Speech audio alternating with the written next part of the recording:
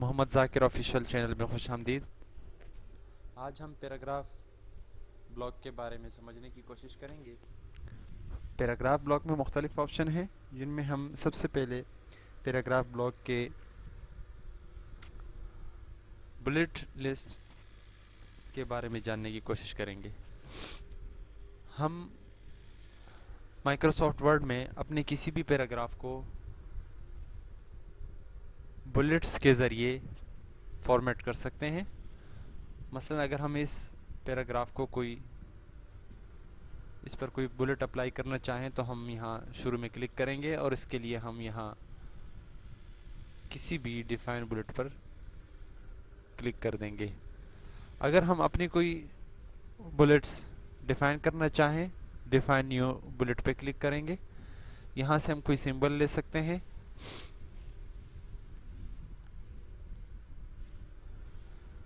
कोई पिक्चर ले सकते हैं।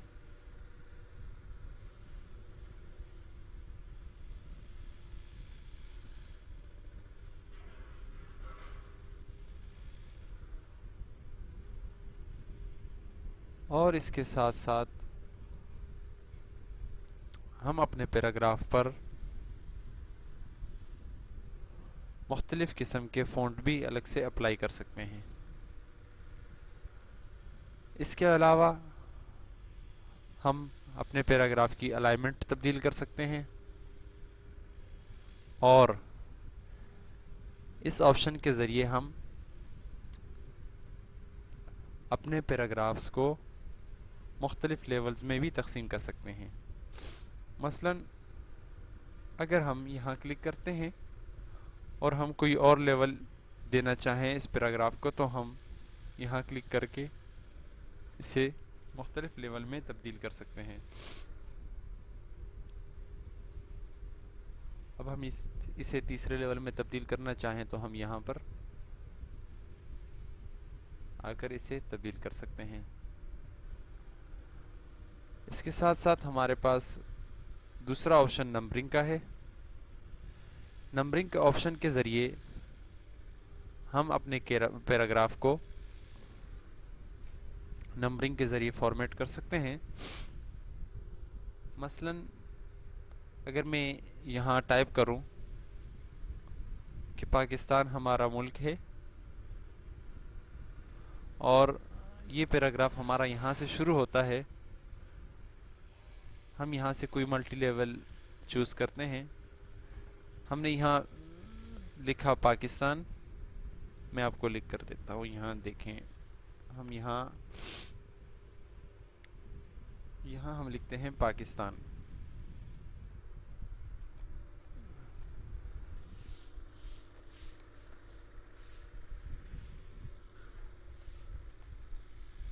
अब पाकिस्तान हमारा मौजू है, हमने इसे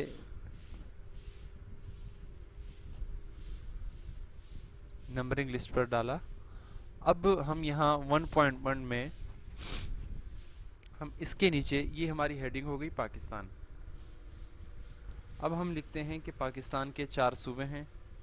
तो अब 4 सूबे, चूंकि इसका मौजू एक ही है, तो हम यहाँ एंटर करते हैं और एंटर करने के बाद हम टैब प्रेस करेंगे। अब 1.1 में हम यहाँ सूबे लिखेंगे, एंटर करेंगे 1.2,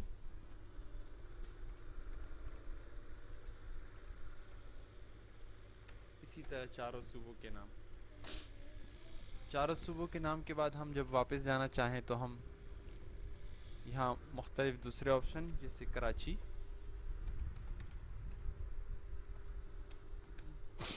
और उसके बाद हम इसमें भी मल्टी लेवल लिस्ट बनाना चाहें तो वही तरीका, एंटर प्रेस करके हम टैब प्रेस कर देंगे। यहाँ हम EAST ईस्ट, इसी तरह वेस्ट, साउथ, नॉर्थ, इस तरह लिखने के बाद हम एंटर प्रेस करके अगर हम कोई तीसरा पैराग्राफ बनाना चाहें तो उसके लिए भी हम यही तरीका यूज़ करेंगे। उसके बाद हम आते हैं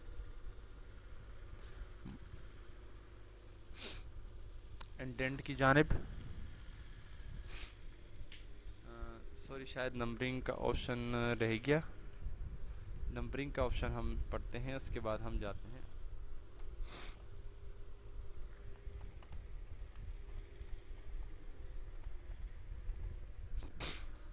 नंबरिंग का ऑप्शन सिंपल नंबरिंग के लिए होता है। मसलन इस पैराग्राफ को हम कोई नंबरिंग देना चाहें, हम यहाँ से नंबरिंग दे सकते हैं।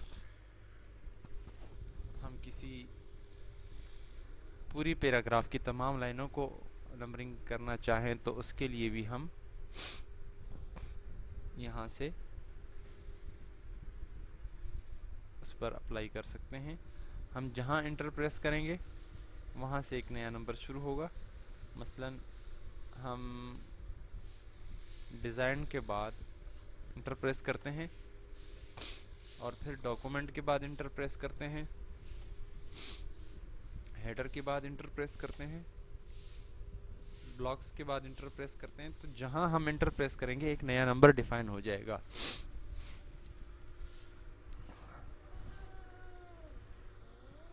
मल्टी लेवल का मैंने आपको समझा दिया है। अगर हम मल्टी लेवल पर काम करना चाहें तो उसके लिए हमें क्या करना होगा। मल्टी लेवल के लिए हमें यहाँ क्लिक करके मल्टी लेवल की यहाँ से कोई भी नंबरिंग लेने हैं। उसके बाद हम जहाँ इंटर प्रेस करेंगे वहाँ हमने टैब प्रेस कर देना है। तो इसी तरह इसमें मुख्तलिफ सेक्शंस के नंबरिंग अप्लाई होंगे।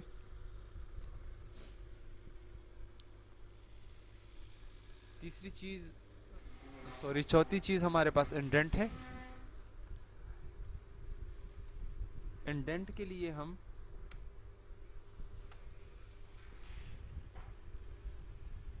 यहाँ क्लिक करेंगे।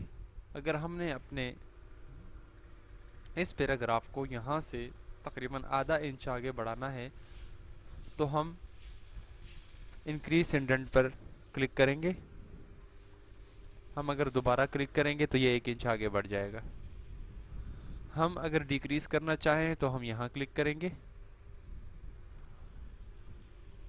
अगर हम इंक्रीज करना चाहें तो हम इंक्रीज इंडेंट पर क्लिक करेंगे और अगर डिक्रीज करना चाहें तो डिक्रीज इंडेंट पर क्लिक करेंगे। इसके अलावा इंडेंट का हमारे पास एक और ऑप्शन भी है। आपको ये जो गुंबदनुमा चीज़ें नज़र आ रही हैं इसके बारे में मैंने आपको शुरू की क्लास में भी बताया था।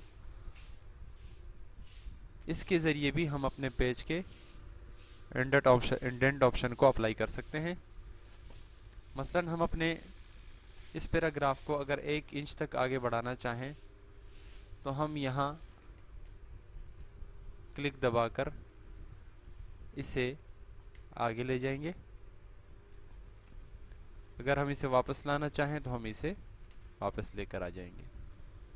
इसी तरह हम अगर इस बीच वाली पैराग्राफ को आगे लेकर जाना चाहें तो हम इस बीच वाले इंडेंट पर क्लिक दबाकर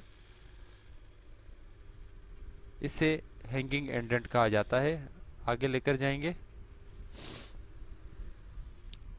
और इसे अगर वापस लाना हुआ तो हम इसे वापस लेकर आएंगे।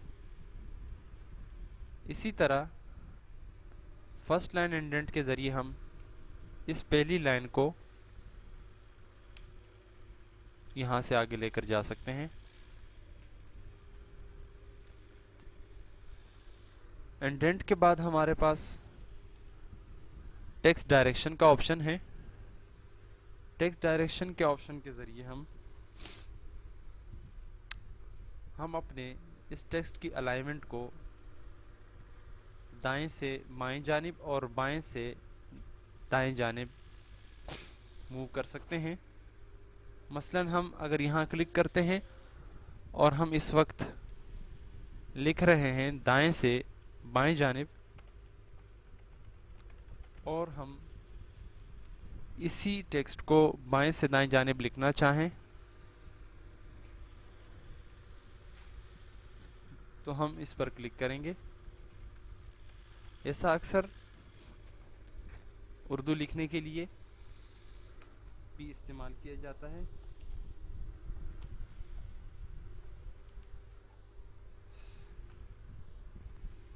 इसके बाद हमारे पास ऑप्शन है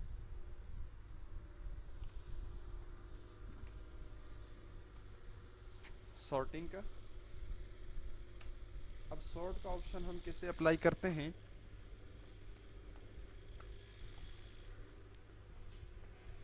उसके लिए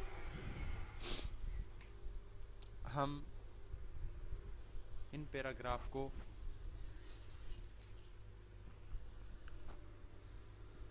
मुख्तलिफ कैटेगरीज में तकसीम करते हैं। मसलन इस पैराग्राफ को हम ए कैटेगरी का नाम देते हैं, इस दूसरे पैराग्राफ को हम बी कैटेगरी का नाम दे देते हैं, और ये हमारा सी, और ये डी।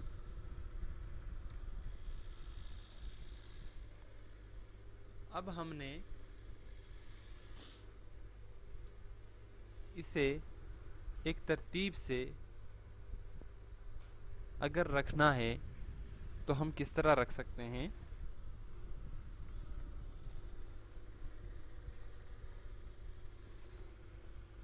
हम यहाँ सॉर्ट के ऑप्शन पर आएंगे और इस पर क्लिक करेंगे।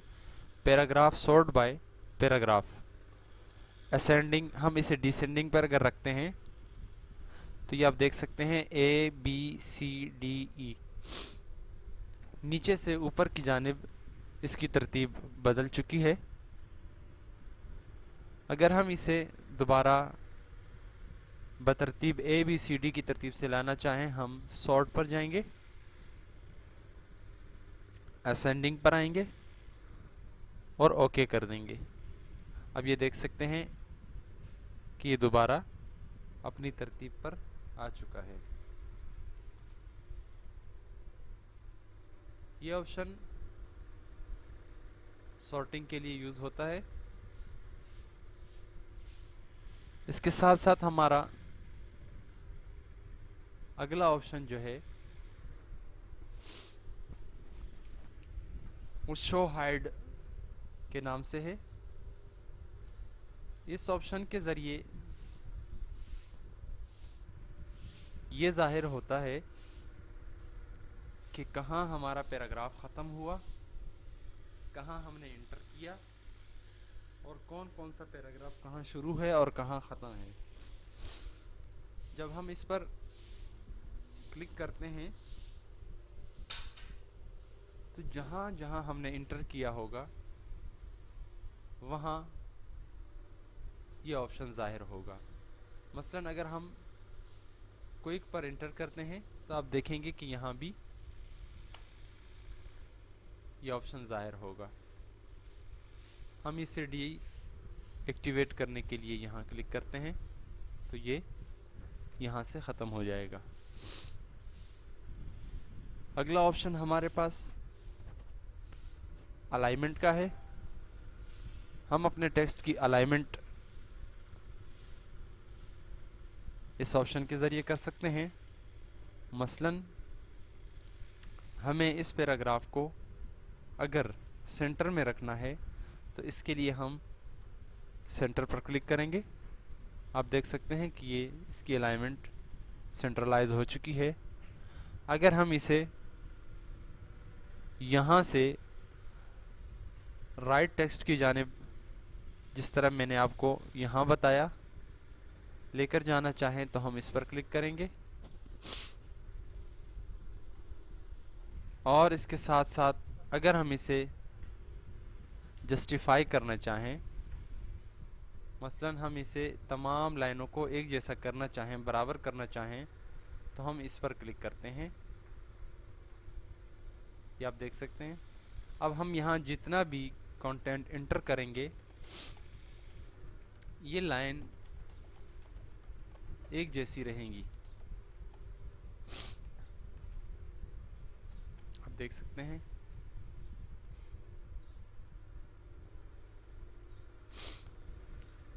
इसके साथ साथ इसमें दीगर भी बहुत सारे ऑप्शन हैं जिन्हें हम बारी बारी समझने की कोशिश करते हैं। जस्टिफाई लो, जस्टिफाई मीडियम, जस्टिफाई हाई। तो ये तमाम पैराग्राफ की सेटिंग्स के लिए हैं। इसके बाद हमारे पास लाइन स्पेसिंग का ऑप्शन है।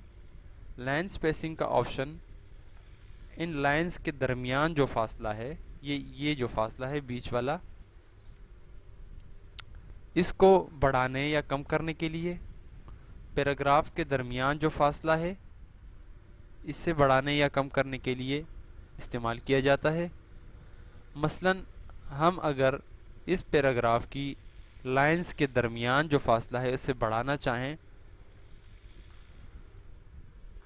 1.15 पर ये फासला है, हम इसे 3.0 पर लेकर जाना चाहें तो हम 3.0 पर क्लिक करते हैं। आप ये देख सकते हैं इनके दरमियान का फासला बढ़ गया है।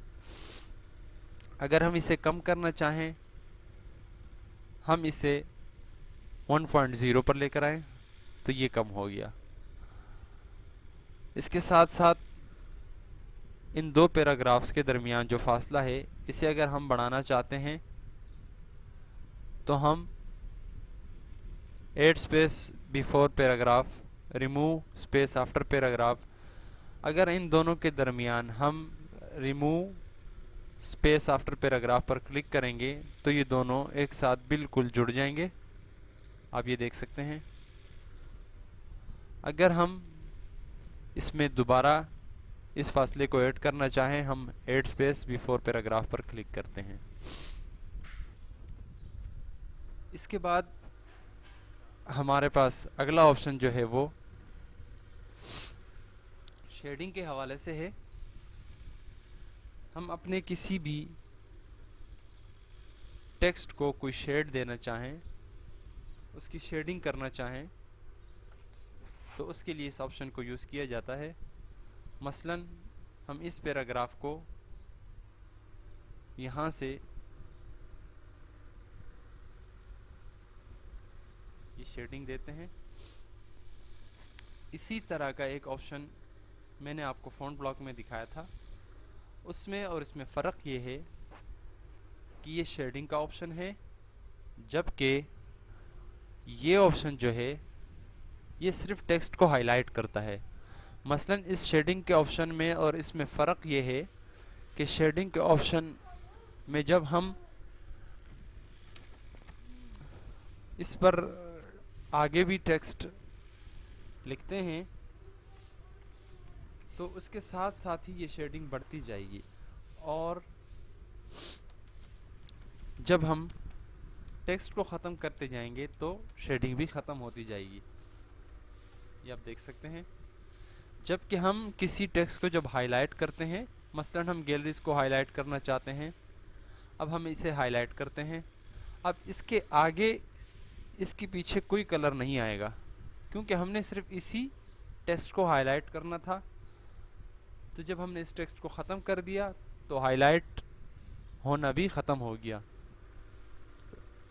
तो ये सिर्फ हाईलाइट, किसी टेक्स्ट को हाईलाइट करने के लिए, वाज़े करने के लिए इस्तेमाल होता है, जबकि ये मुकम्मल जितना भी टेक्स्ट, जितनी भी लिखाई होती है उसको शेड करने के लिए, कलर करने के लिए, उसके पीछे बैकग्राउंड कलर डालने के लिए इस्तेमाल होता है। इसके बाद हमारे पास जो ऑप्शन है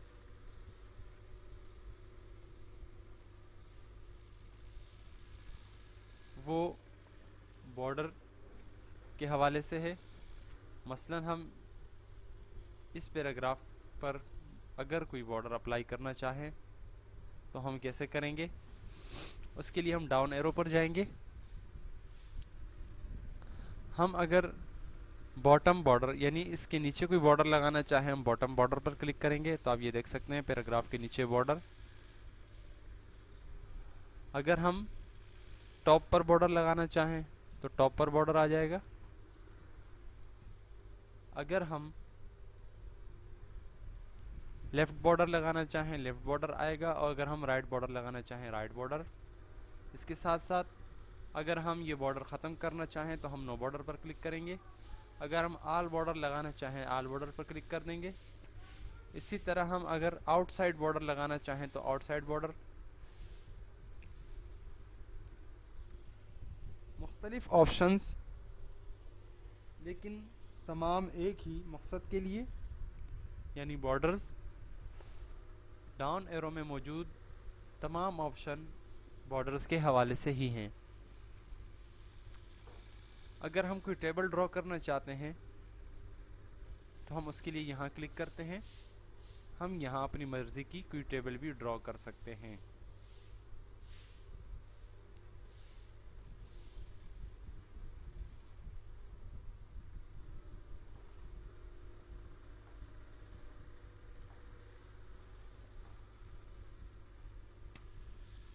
इसके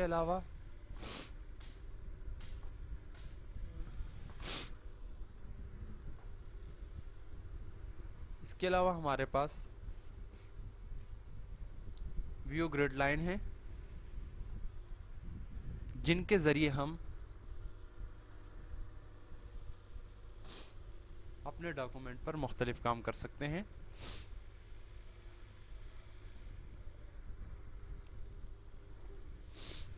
अगर हम अपने डॉक्यूमेंट पर व्यू ग्रिड लाइंस का ऑप्शन अप्लाई करते हैं तो हम इस पर मुख्तलिफ ग्रिड लाइंस के ज़रिए ही काम कर सकते हैं। जबकि इसके अलावा हमारे पास बॉर्डर एंड शेडिंग का ऑप्शन है, जिस पर हम क्लिक करेंगे तो एक डायलॉग बॉक्स ओपन होगा, जिसमें वही तमाम ऑप्शन मौजूद हैं जिन पर हमने अभी काम किया, लेकिन इसमें हमारे पास setting, box shadow, 3D, colour वगैरह के तमाम ऑप्शन एक ही जगह पर मौजूद हैं, जिन पर हम अगली क्लास में इंशाल्लाह काम करेंगे और इनको समझने की कोशिश करेंगे। इस वक्त चूँकि ये वीडियो बहुत लंबी होती जा रही है, इसलिए बॉर्डर एंड शेडिंग के ऑप्शन को हम अगली क्लास के लिए छोड़ देते हैं, जबकि इन डाउन एरोज़ को समझने की कोशिश करते हैं। हम इन तमाम ऑप्शन को बारी बारी समझ चुके हैं, अब सिर्फ हमारे पास ये डाउन एरो के ऑप्शन रह गए हैं। हम इन्हें समझने की कोशिश कर लेते हैं।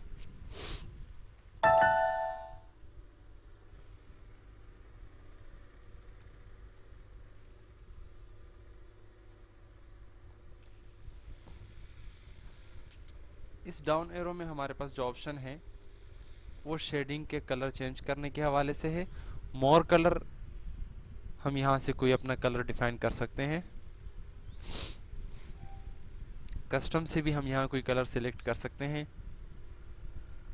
जबकि इसमें जो डाउन एरो है, इसमें लाइन स्पेसिंग ऑप्शन को हमने नहीं समझा, इसे समझते हैं। इस लाइन स्पेसिंग ऑप्शन में भी हमारे पास अलाइनमेंट है, अलाइनमेंट को हमने यहाँ समझा। आउटलाइन लेवल है, डायरेक्शन है, बिफोर टेक्स्ट फासला, आफ्टर टेक्स्ट फासला, यानी कि टेक्स्ट के बाद लिखाई के पहले फासला और लिखाई के बाद का फासला। और उसके बाद हमारे पास स्पेशल, मसलन हम किस लाइन पर ये इंडेंट अप्लाई करना चाहते हैं, और स्पेसिंग हम बिफोर और आफ्टर जो पैराग्राफ में होती है, लाइन में होती है, हम यहाँ से सिलेक्ट कर सकते हैं, जिसका प्रीव्यू हमें यहाँ नज़र आएगा। यानी हम कोई भी ऑप्शन अगर अप्लाई करते हैं, मसलन ये दो लाइंस हमें नज़र आ रही हैं, अगर हम यहाँ पर बिफोर पर बढ़ाना चाहें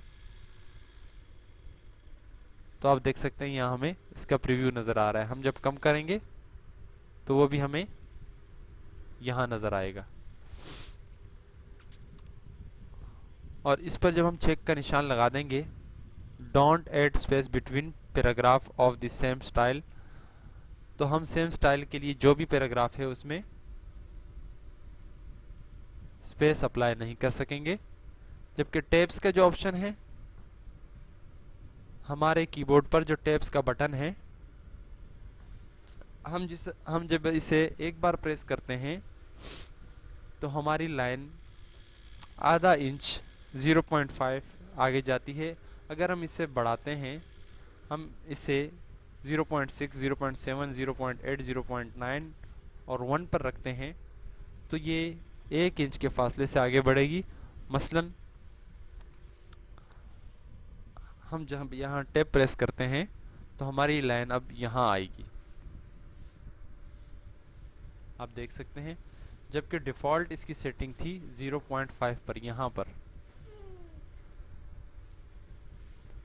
अब देखें, हम टैब का बटन प्रेस करते हैं, ये 1 इंच तक आगे लाइन चली गई। अब हम इसकी सेटिंग यहाँ से अगर दोबारा करते हैं और हम इसे 0.5 पर लेकर आते हैं, जो इसकी डिफ़ॉल्ट सेटिंग है, और ओके करते हैं, अब हम जब टैब का बटन प्रेस करेंगे तो ये 0.5 तक आगे बढ़ेगी। आज तक के लिए इतना ही। इंशाल्लाह अगली क्लास में हम बॉर्डर्स के तमाम ऑप्शन को समझने की कोशिश करेंगे। जब तक के लिए इजाज़त दीजिए। अल्लाह हाफ़िज़।